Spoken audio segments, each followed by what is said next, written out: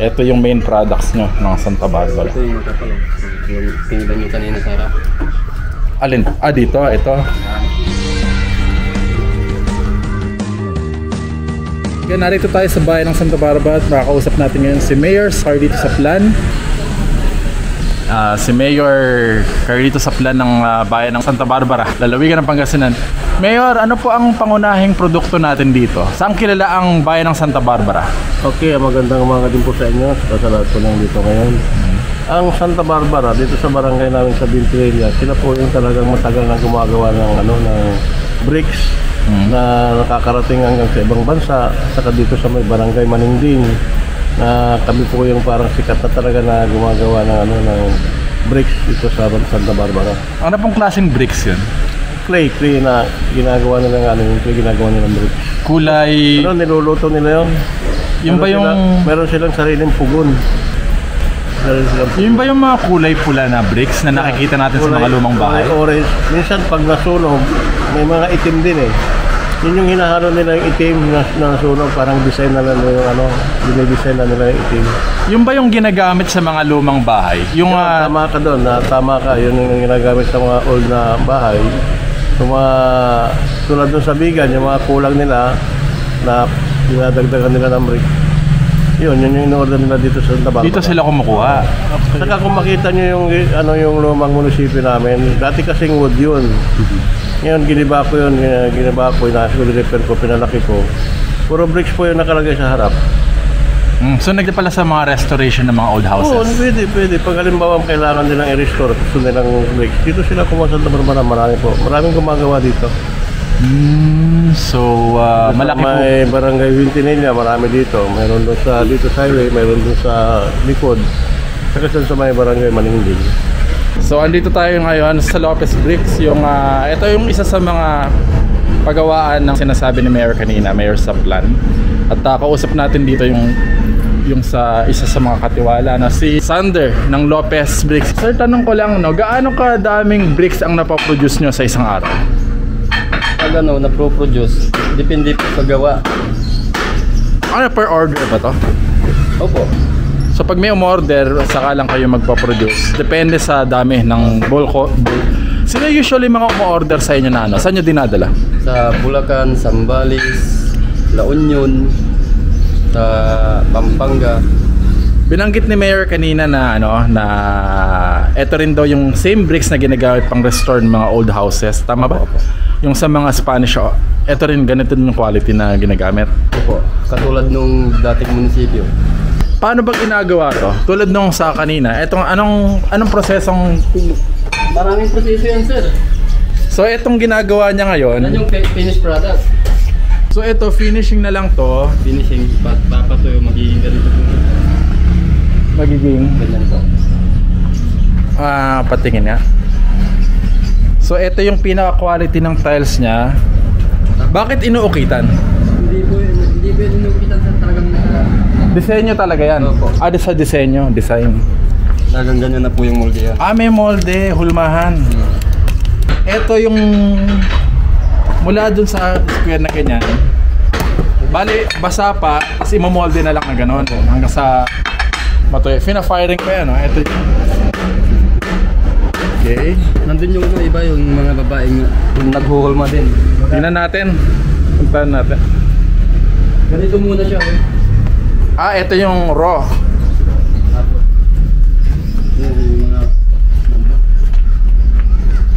So ito yung factory nila ng paggawaan ng red bricks. Clay ito Clay siya.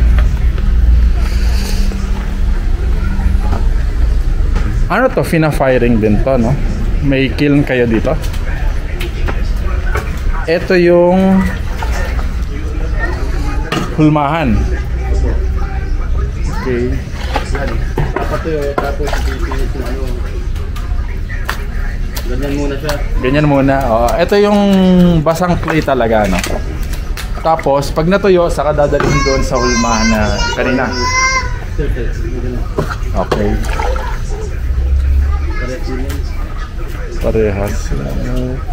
Nandun yung makapal. Ano tong mga bilog na to? Order po yun, sir. Ah, iba naman to, hindi na to. Anong tawag dito? Ordinary bricks. Ordinary to bricks na to. Opo. Ano, ordinary yan. Okay. Order ng mga... Oops, teka, maputik no.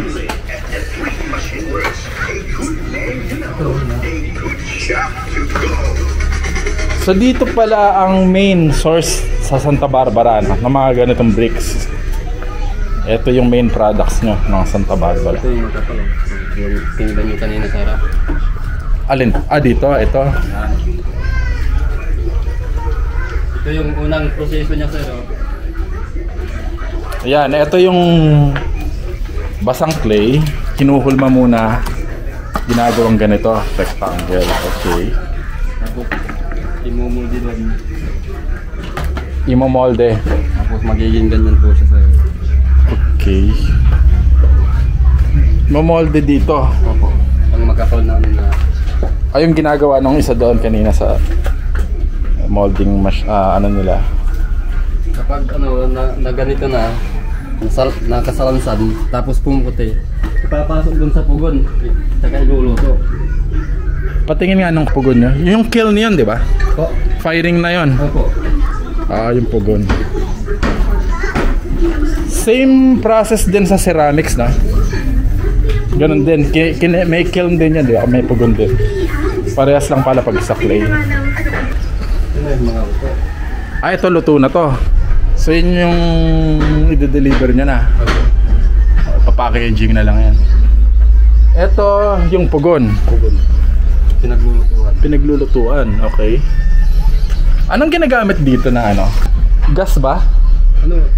Or Kahoy, puro kahoy. kahoy? Parang inuulingan. Opo. Ah, okay, kasi yung iba nakikita ko gas eh. Kayo uling pa rin. Yung kahoy Kahoy. na nandun na... Sa harap yung ano. Okay.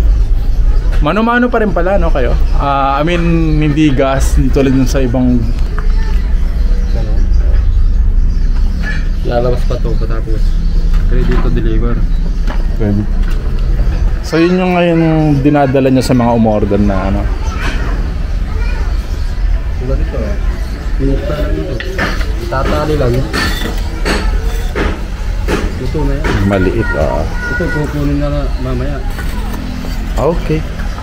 Yan yung order ng mga ano, engineer. Ginagawa Ginagawa yan, multi-purpose sa ano, dyan sa... Ano naman, magandang alitayan no? Ito yung mga pambahay. Pambahay, pang-wall.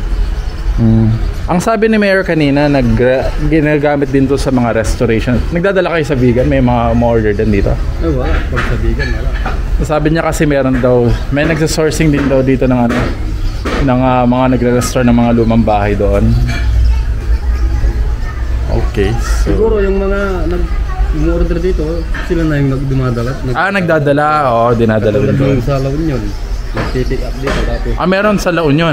Malamang. Pero pinipick up niya dito nang gagaling yung bricks. Baka dinadala na nila kung saan. Kailangan. Kasi yung mga iba, reseller eh. Ay, reseller. Yung mga pinagbabiyahin namin, puro Okay. So, hindi. Ang importante, dito sa inyo nanggagaling. Yan ang main products dito sa inyo. Okay. Tulad yan, ginaganyan pa yan para madaling matuyo. Tapos, masarap. Iniisa-isa. Oo. Para din ma-check yung quality, no? Kung walang basag, kung matino yung ano niya. Saka, maproseso yung trabaho ko. Okay. Sa lupa, lansa. Eto dito nang gagaling yung clay. Ayan. Pero yan, in-order namin yan. Saan galing to? Sa mga bukid. Okay.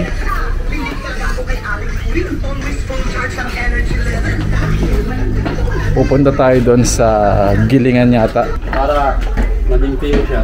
Para maging pino yung ano, yung clay. Doon yung kalabaw. Kidlat, halika nga dito. Magpa-interview ka. Ayan. Yan yung ginagamit namin sa pang araw-araw. Na pampino. Pampino dun sa lupa. Meron siyang ano yung pinapaikot niya? Yung ganyan lang, basta yung tao nasa gitna tapos siya umiikot lang. Tinatapakan lang niya. Oo, tinatapak-tapakan. So ito po yung loob, no, ito po yung Lopez bricks nila. Ito yung gawaan. Ano po? Alin? Yung isa.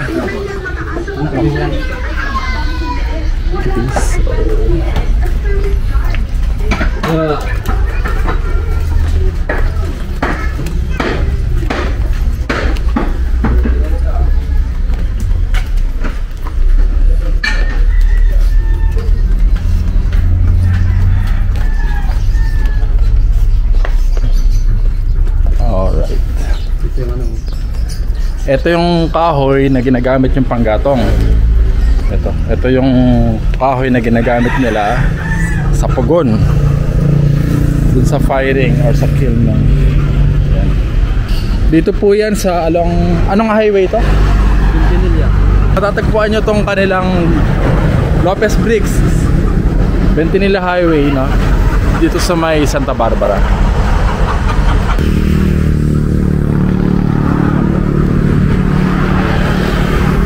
So isa ito dun sa mga factory ng bricks dito. Ang pangunahing produkto nila dito sa bayan ng Santa Barbara, sa lalawigan ng Pangasinan. Ano po ba ang bayan ng Santa Barbara? Agriculture kami eh. Anong mga pangunahing crops niyo dito? Yun, nagtatanim sila ng ng rice.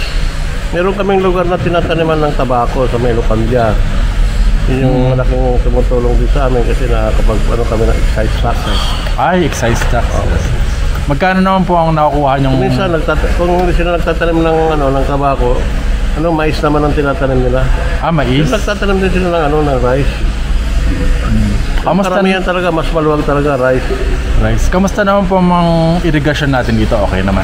May portion kaming natatanim ng irrigation kasi sa Rocky Dam wala kaming pakirabang doon. Ganon. So saan nanggagaling ang... May dam kami dito lang. Ay, sarili nyo? Halos lang ang nabibigyan dito, halos wala pang kalahati.